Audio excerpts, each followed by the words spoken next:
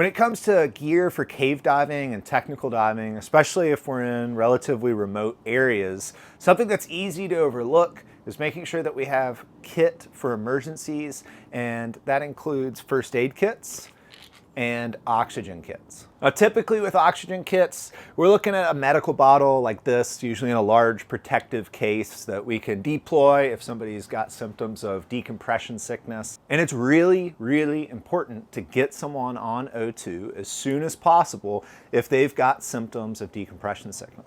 Now, a piece of kit that I really like is the Rescue EAN. So this little pod here is essentially that regulator there, but it allows us to hook up a standard scuba quick disconnect hose to a medical barb fitting. So we could take our 40 of oxygen and use that as an oxygen cylinder. The pod is super small. It has an adjustable flow rate right here. We can use the gas that we already have, and it fits in this small box with a non-rebreather mask. So functionality is really simple. We do need a regulator with a low pressure hose on it. I just grabbed my dry suit inflator hose. For rebreather diving, I already have low pressure inflator hoses on my oxygen cylinders, but we need to make sure that the collar on the hose will fit into the space, and you'll see what I mean here in a moment. So I've got the Rescue EAN here. We have two sides, a barb fitting and the standard quick disconnect for scuba application. Pull back your collar, slide it in here. You can see that if we had a really wide collar, like from a dry suit inflator, it wouldn't fit inside here. So make sure that you've got one of these skinnier hoses on whatever you're attaching. It's also why it's important to do run-throughs as either part of class or just yourself to make sure that your kit's working. But whatever hose that you have that you're going to use for this needs to be able to fit in there. That clicks into place. And I have it set to 0 right now. You know, we could put the barb on here to our non-rebreather mask or our BVM, whatever we're using, and start the flow. So I've got it set at 15. It does have a variable set between 0 and 15 up to 25.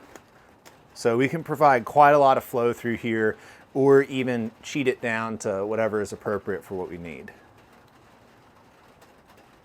And flow's coming through there, and that's it. That's as simple as it is. And this small kit helps me be more prepared in case I need to take oxygen myself or give somebody else oxygen. It's really easy to get complacent and not have an oxygen kit or a first aid kit. We don't deploy this stuff every dive. It's relatively rare that an emergency happens, and we just get used to emergencies not happening, but we don't want to end up in a situation where something happens and we're not prepared. As technical divers, we don't rely on other people underwater. We're self-sufficient, and we need to be self-sufficient on land too, especially if it's going to take emergency services a while to get to us, or maybe we even have to go meet them somewhere. We need to be prepared in being able to give oxygen to ourselves or to somebody else.